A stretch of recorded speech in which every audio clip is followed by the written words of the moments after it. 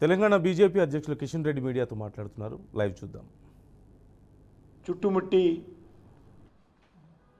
వాళ్ళను బంధిస్తారో ఆధారంగా మా ఆఫీస్కు సంబంధించినటువంటి క్లర్కులను ఇదే బీఆర్ఎస్ నాయకత్వంలో ఆ రోజు పోలీస్ అధికారులు ఇదే మాఫియా రాజ్యాంగం ఆ రోజు చేసినటువంటి విషయము మనకందరికీ తెలుసు. చివరకు ఇన్కమ్ ట్యాక్స్ ఆఫీసర్సు పోలీసు ఉన్నతాధికారులు తెలిసిన తర్వాత లెంపలు వేసుకొని డబ్బులు వాపసు ఇచ్చారు. కాబట్టి ఈ రకంగా ఒకటి కాదు, మా పార్టీ పట్లనే ఇంత జరిగితే సామాన్య ప్రజల పట్ల ఏ విధంగా జరిగిందో మీడియాకు తెలియజేయకుండా వాళ్ళే ఫోన్ ట్యాపింగ్ చేయడము, వాళ్ళే బ్లాక్మెయిలింగ్ చేయడము, వాళ్ళే కోట్ల రూపాయలు వసూలు చేయడము, వారే మరి దీనికి సంబంధించినటువంటి వ్యవహారం నడపడం ఏదైతున్నదో ఇది పూర్తిగా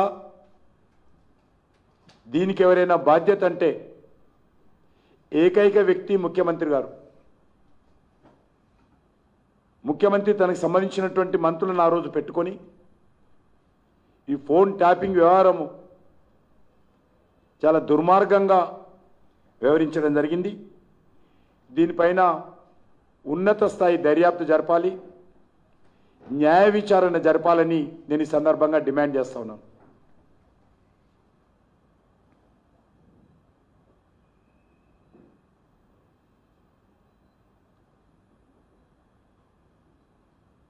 ఈరోజు బీఆర్ఎస్ పార్టీ వర్కింగ్ ప్రెసిడెంట్ ఇంకొన్నడో లేదో నాకు తెలియదైనా బీఆర్ఎస్ పార్టీ వర్కింగ్ ప్రెసిడెంట్ మాట్లాడుతూ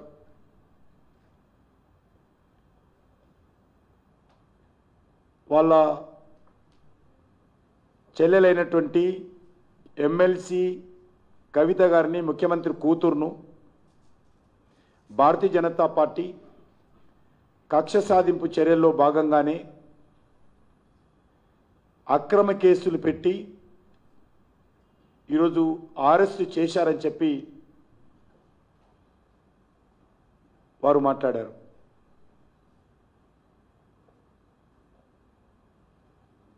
నేను ఒక్కటే ఈరోజు కేసీఆర్ కుటుంబము బీఆర్ఎస్ పార్టీని ప్రశ్నిస్తా ఉన్నాను. కవిత గారు ఢిల్లీలో లిక్కర్ వ్యాపారంలో జోక్యం చేసుకున్నారా లేదా?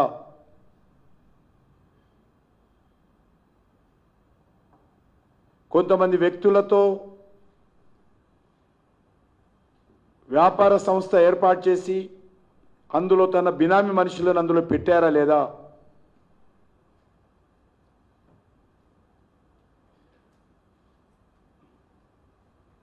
పూర్తిగా ఆ వ్యాపార సంస్థ తన కనుసైగలు నడిపిస్తూ ఢిల్లీలోని ఆప్ ప్రభుత్వంతో చర్చలు మంతనాలు జరిపారా లేదా?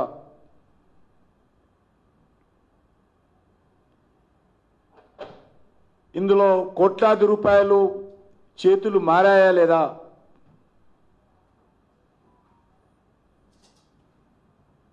ఈ విషయం పైన కేసీఆర్ గారు స్పందించాల్సిందిగా నేను కోరుతా ఉన్నాను. మరొకసారి మనవి చేస్తా ఉన్నాను తెలంగాణ ప్రజానీకానికి, భారతీయ జనతా పార్టీకి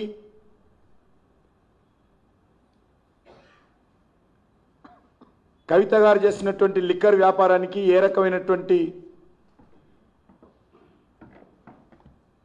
మేము ఆరోపణలు చేయడం లేదు. ఇవన్నీ కూడా ఢిల్లీలో జరిగినటువంటి ఆప్ ప్రభుత్వంలో జరిగినటువంటి అవినీతి కుంభకోణంలో భాగమే. తెలంగాణ రాష్ట్ర రాజకీయాలకు, తెలంగాణ రాష్ట్రానికి, తెలంగాణ ప్రజలకు, తెలంగాణ సెంటిమెంటుకు ఈ యొక్క కవిత గారి అరెస్టుకు ఏమాత్రం సంబంధం లేదనే విషయాన్ని మరొకసారి స్పష్టం చేస్తా ఉన్నాను. నిజంగా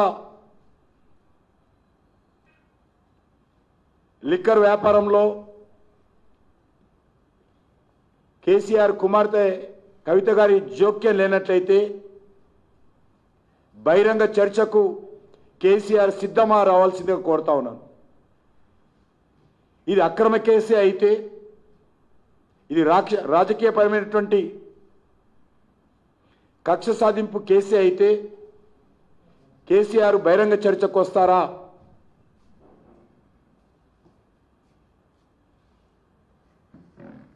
బీఆర్ఎస్ హయాంలో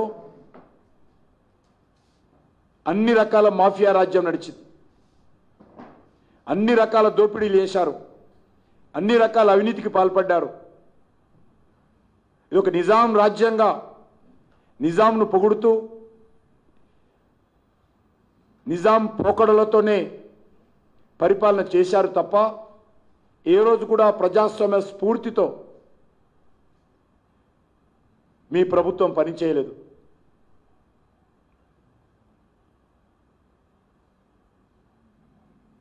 కాబట్టి మీ ఆలోచన ఇంకా ఈ యొక్క అధికారం ఏదైతే ఉన్నదో ఇంకా అధికారంలో ఉన్నట్టే వాళ్ళు భావిస్తూ ఉన్నారు. బీఆర్ఎస్ పార్టీ నాయకుల కాళ్ళ కింద భూమి కదిలిపోతున్నా ఇంకా వాళ్ళు అబద్ధాలు ఆడడము, ఆరోపణలు చేయడము మానలేదు. బీఆర్ఎస్ పార్టీకి కేసీఆర్ కుటుంబానికి అబద్ధాలు ఆడడంలో వాళ్ళని మించినటువంటి వాళ్ళు లేరు. అబద్ధాలతోటే వాళ్ళ రాజకీయాలు నడిపించారు. ప్రజలను మభ్యపెట్టడమే, ప్రజలను మభ్యపెట్టే మాటలతోటే వాళ్ళు 10 సంవత్సరాలు పరిపాలన చేశారు.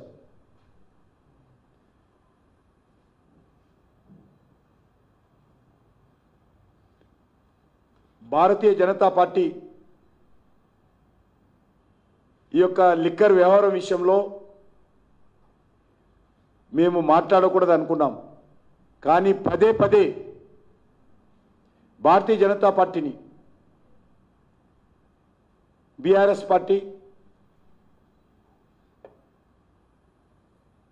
ఈ యొక్క రాజకీయపరమైనటువంటి ఆరోపణలు చేసినప్పుడు స్పందించాల్సిన అవసరం మాకుంది. ఈరోజు బీఆర్ఎస్ నాయకుడు అంటున్నారు కడిగిన ముత్యంలాగా తిరిగి వస్తారట. ఎందులో కడుగుతారో వాళ్ళు చెప్పాలా? నీళ్ళలా కడుగుతారా, ఇంకేదైనా కడుగుతారా? దాంట్లో ఎందులో కడిగిన